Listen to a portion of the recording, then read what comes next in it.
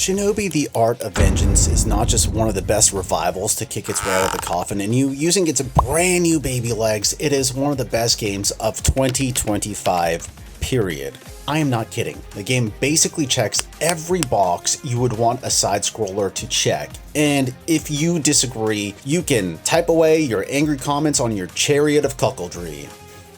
As if a cuck chair wasn't enough. Sup baby girls, boys, aliens, and ninjas, it's Loke Dog.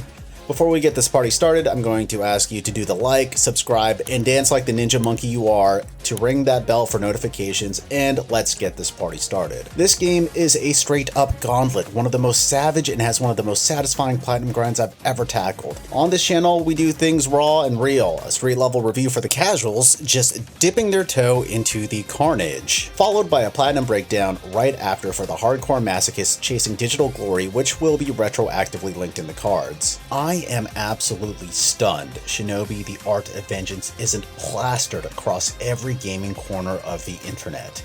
This thing is a knockout, nailing damn near every mark it aims for. Except maybe the story, but come on. You're not here for Shakespeare. You're here to flex your reflexes, carve up the leaderboards, and walk away with bragging rights that would make Musashi sweat. And I'm talking about the historical figure here, not the central protagonist. But let me tell you, the situations you get Musashi through, whew, Shinobi takes the raw, beating heart of retro arcade brawlers and fuses it with modern polish so sharp it cuts clean. It's a love letter to anyone who's ever gripped a controller, wrapped a t-shirt over their face, and had dreams of practicing ninjutsu. In this channel, what we usually do is talk about the negatives first because we generally like to end on some semblance of a positive note. So let's talk about the weakest link of this game, and that would be the story.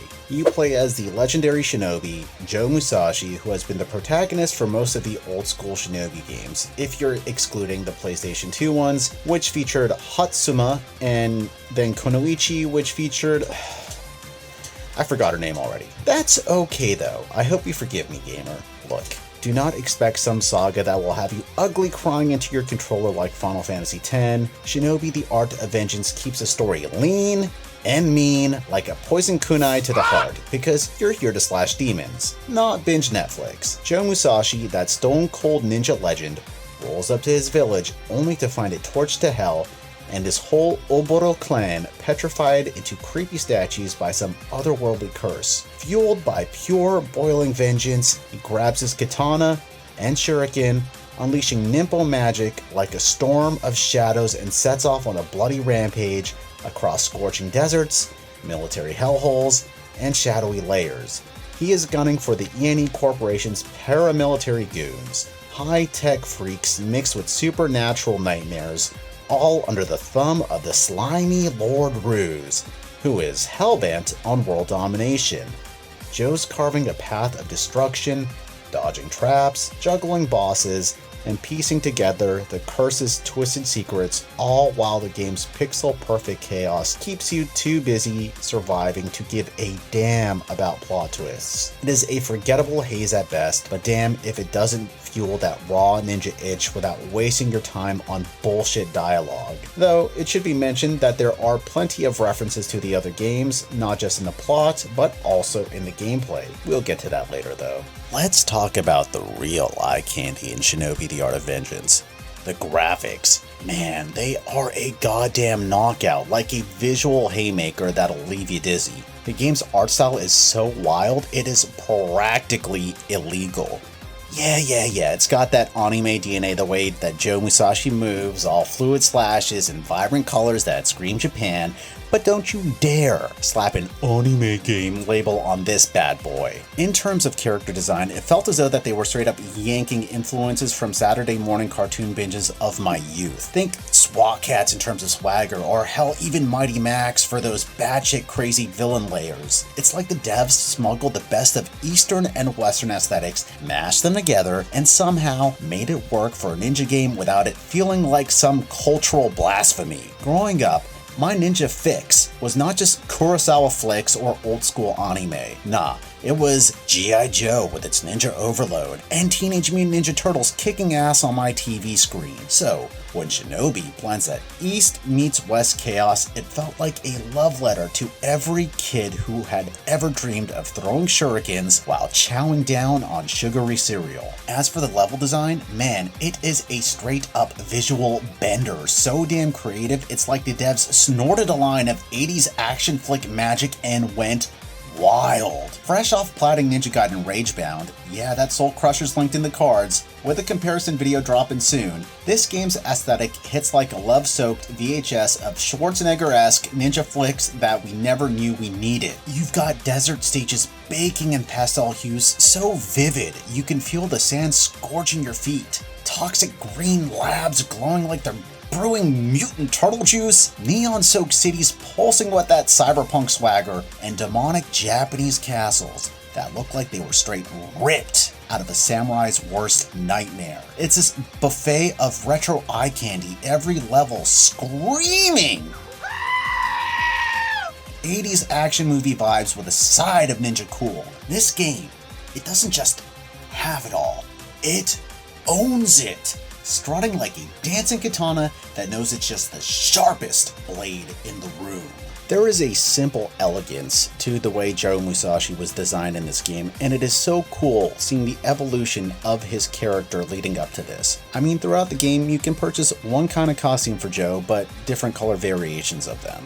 My favorite was the red one, surprise surprise, but the yellow and gold ones were pretty sweet within themselves in my opinion. Other than that, I mean, as far as enemy design goes from the bosses, even the seemingly lackluster ones like this Davy Jones stuck tall wild looking ass over here, and this devil who looks like he would be mogging clavicular in a club in Miami because he's got a goddamn sword protruding through his chest, they still look pretty damn cool. And the other bosses and regular enemy design, they all just effortlessly fit into the game. If you are into character design, you might want to put an Etsy pin in this one, you know? Let's get into the sound. It is a goddamn eargasm, a sonic love letter that hits like a shuriken to the skull. From the meaty crunch of every katana slash to the dopamine dripping ching of snagging loot, the game's audio is a masterclass in retro charm with a modern edge. The soundtrack feels like it was ripped from an arcade cabinet in its prime, refined to perfection.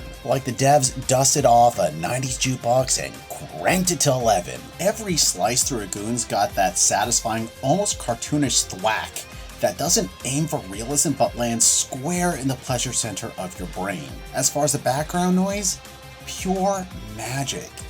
Raindrops patter like a storm's brewing, thunder rumbles with a menace, and airplanes roar overhead in levels like the Assault, weaving the subtle action story romp without a single word. I would not discount this just to sound. It is a full-on audio feast that pulls you deeper into ninja chaos, making every kill and every coin feel like a trophy worth chasing. And the soundtrack. Man, dude, Lopes or is it pronounced Lopez? Just know it's not the guy that tells you to look at his books instead of his stupid rented Lambos. But holy shit, man, this guy just absolutely knows how to work magic. The sheer level of diversity of the kind of jams he throws into this game are absolutely insane. My favorite out of the standard level tracks definitely came from the Neon City. The whole thing has got this funky cyberpunk groove going on for it. Honestly, in a lot of ways, it reminded me of something off the Mega Man 8 soundtrack, which might be one of my favorite video game soundtracks of all time, so that is very high praise. By the way, guys, what's your favorite gaming soundtrack? You ever give the Mega Man 8 soundtrack a listen? What are your thoughts? How about you leave them down in the comments? But then you'll have just a regular mini boss-ish encounter where the soundtrack, man, I don't know how to describe the feeling it evokes. It's almost like you know what they were going for. Like, imagine you're Musashi locked into this one-on-one with this mini-boss that's got this badass Oni mask on. And you know, if they made an anime for this, the Oni would get a hit on Musashi and just lick the blood off his blade, while Musashi remains composed about the foe he's about to take down as they partake in a stylish fight till the death of the guy in the Oni mask. Like, that's the best way I can describe it. Sorry, I'm not going to use generic words like epic to describe music that evokes such a sick trope. But yeah, it's epic. And it's got the perfect amount of bravado at the core of its pulse. FYI, T is known for some exemplary soundtracks. You know the lights, camera, action jam off the Sonic Mania soundtrack? Yup, that's him. The dude has got such a knack for synth sounds, I would personally put him up there with Moe Shop in terms of his production and composition prowess. And now he's got this gem of a game to add to his mantle. Nice work, T. The guy understands the assignment and seems to nail it every single time. Now, for the meat and bones of this game, the gameplay. Per usual, I will start out with the cons. Since this is a surface level review, I will say this. The game has the occasional flaw going on for it, but we will touch up on that later during the Platinum review, where they really begin to show themselves. I guess my main and only gripe with the game on a surface level playthrough is that the map could use a lot more work. I had scenarios where it would show Joe in one location the whole time, where he was clearly moving about, forcing me to use blind faith in order to navigate the map on one of the most difficult levels to navigate. Beyond that, there's no real key for the map telling you where the main objectives are. They're the yellow highlights, by the way, or where the side quests are, which would be the purple. You're essentially left to figure that out via experience. However, when you complete main objectives, the yellow highlights still remain, which in levels like the ENE lab can confuse the ever-living bejesus out of you. Now, if you're thinking, man, this guy is complaining about the map, the rest of the game must be awesome. You, in essence, would be 100% correct. Dude, this is the closest we have gotten to a 2D Devil May Cry game by a big publisher. I'm sure there are a bunch of hyper one-man indie devs that would hear that statement and either scoff at me or just get pangs of disappointment for me overlooking them. And to that I say, I'm sorry, I'm not much of a PC gamer, and your game just didn't pass through my desk. But hey, if your game is awesome, I might even give it a go. Just let me know in the comments. But I am digressing. If anybody knows me, they know that I am a huge Devil May Cry guy. Dude, I love how in this game there is such a heavy emphasis on stylish combos and progression through the levels. While I can't exactly call it as expressive as something such as Devil May Cry with its endless jump cancels and variety of combos stemming from a variety of weapons being able to switch mid-combat, the way Shinobi lets me dance with a katana, some kunai, and my bare knuckles in a 2D plane is pure, unhinged, yet somehow incredibly simple witchcraft. You know, grinding through Helldivers 2 like a masochist on a mission, my buddy pointed out something that would be a bit of an epiphany for me. I am a sucker for games that dangle that high-risk, high-reward carrot. The kind where fortune smirks at the bold and flips off the cowards. We'll dig into that mess deeper in the Platinum review where the stakes turn vicious, but let's use it to slide into Shinobi the Art of Vengeance's combat, where a casual playthrough keeps the danger dialed back, but the bones are there for a real thrill. Take those shielded bastards. You could dump your whole kunai stash like a desperate fool, watching butterflies flutter out of your empty pouch as their barrier crumbles. Or you could get intimate. Memorize their patterns like a bad ex's tells. Close the gap for a charged heavy swing, followed by a flurry of lights, and bam! Shield is dust. A few more cuts and they are toast, reduced to pixelated scraps while you strut away like the degenerate ninja god you always knew you were. Shinobi Art of Vengeance cranks spatial awareness to a level that will make your brain sweat blood and green ooze. If you're chasing those S ranks, you better be ready to dance through a shitstorm without taking a single hit, while the screen's throwing a full-on riot of chaos your way. Picture a Tengu lobbing a bomb with your name on it, a kunai screaming in from the side, and a tiny-ass window of movement where you've got to air dash like your life depends on it, because it does. You're forced to lock in, hyper-focused like a ninja jacked up on caffeine and vengeance, threading the needle between explosions and blades. It is brutal, no lie. But when you pull off those death-defying feats, chaining perfect dodges and slashes without a scratch, you feel like a goddamn shadow warrior with the reflexes sharper than a katana's edge. Pun fully intended.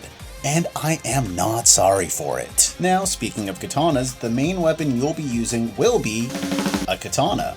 And if you do all the Ankou portals, you'll get another katana. It's just dark and more powerful, but that doesn't mean you are stuck with your katanas and shuriken the whole way through. Lucky you, the game provides all kinds of Ninpo, all of which are incredible in their own way depending on your playstyle. You'll get a big snake, similar to the one in my pants, that has one big, long load, but will take whole ass shields off your opponents, a breath of fire, and we are not talking about Kundalini Yoga over here.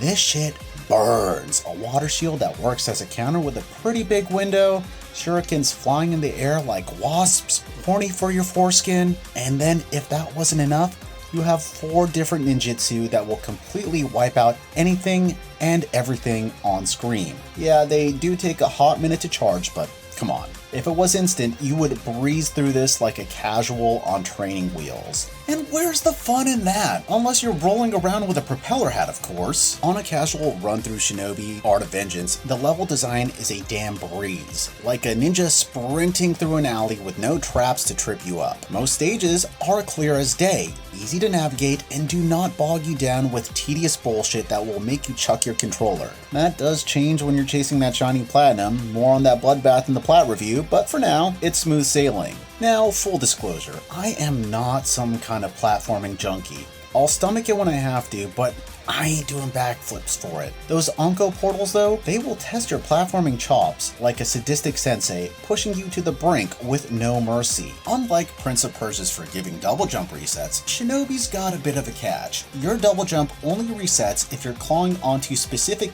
grippy textures with those fancy claws of yours, and figuring that out took me and a few other masochists I swapped war stories with a hot minute to adjust to. In the main game though, the platforming is dialed in just right.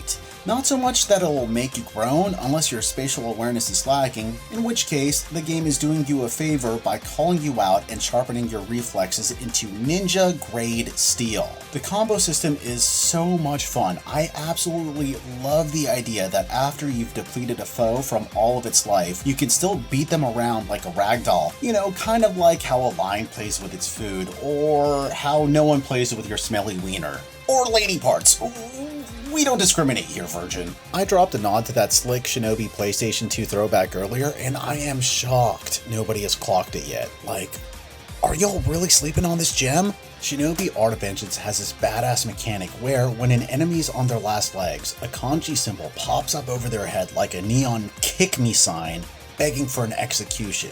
But here's the real juice. If you get multiple goons sporting that death mark, you trigger this glorious execution move that sends you zipping across the screen like a pixelated Grim Reaper, untouchable by any attack or trap, slicing every marked punk into confetti in one brutal swoop. Does that ring any bells?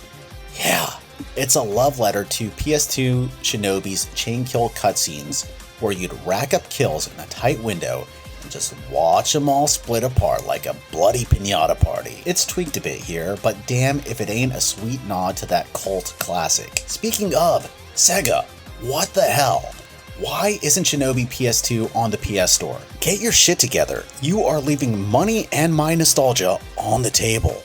The enemy variety and AI in Shinobi Art of Vengeance ain't gonna have you penning love letters to your girlfriend you tell your buddies lives in another country, but damn if it doesn't get the job done like a hired hitman. Most goons come at you with 2 or 3 moves, all telegraphed like a neon sign that would attract you, the viewer.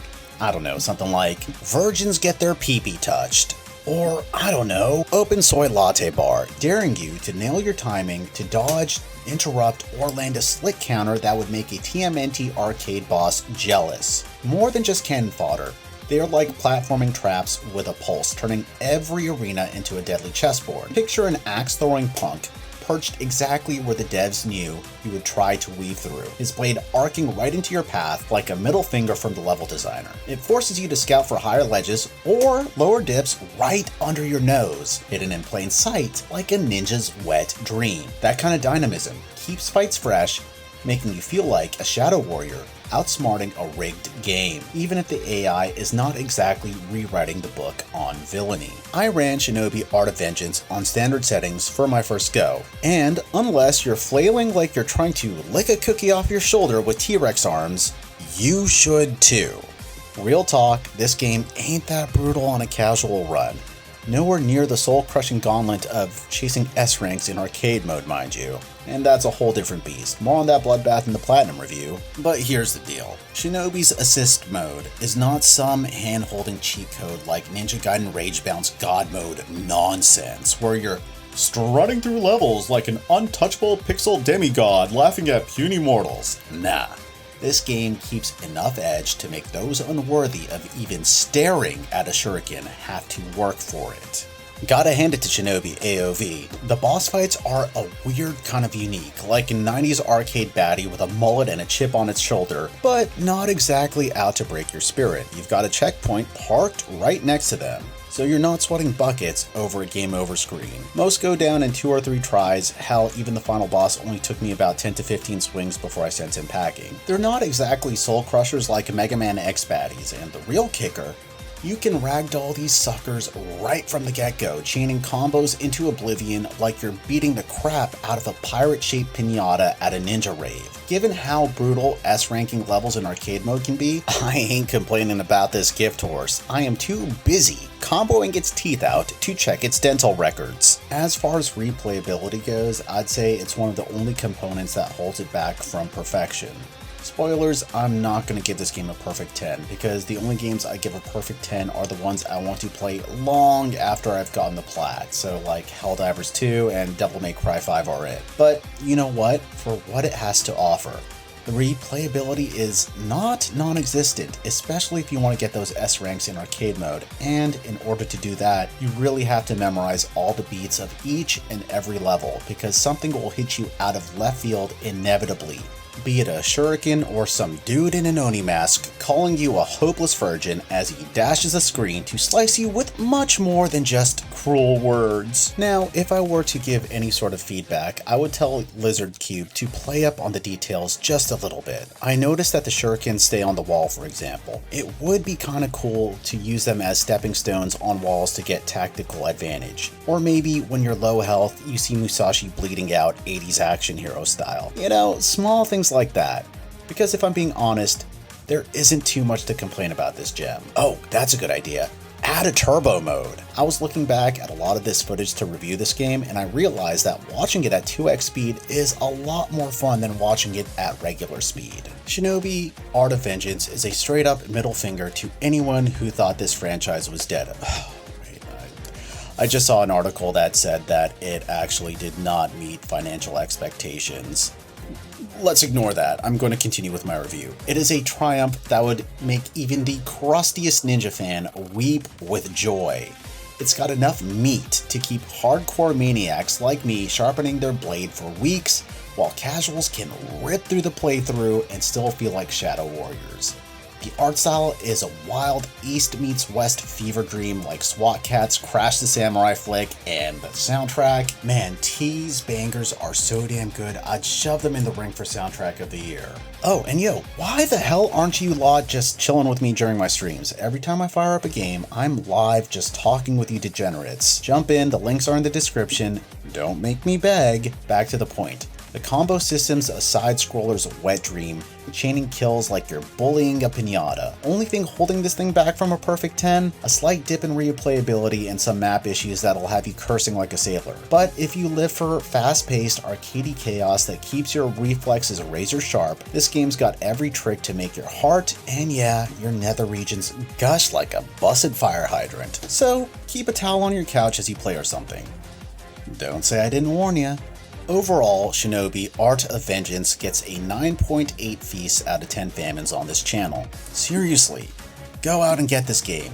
Go grab this gem. It is begging for your support, and we need more of this ninja magic in our lives. Alright, that's it for this week's video. Platinum review coming soon, so keep it locked, and if you haven't already, please like, subscribe, and hit that notification bell for some more action, and I'll catch you in the next one, baby. Johnny.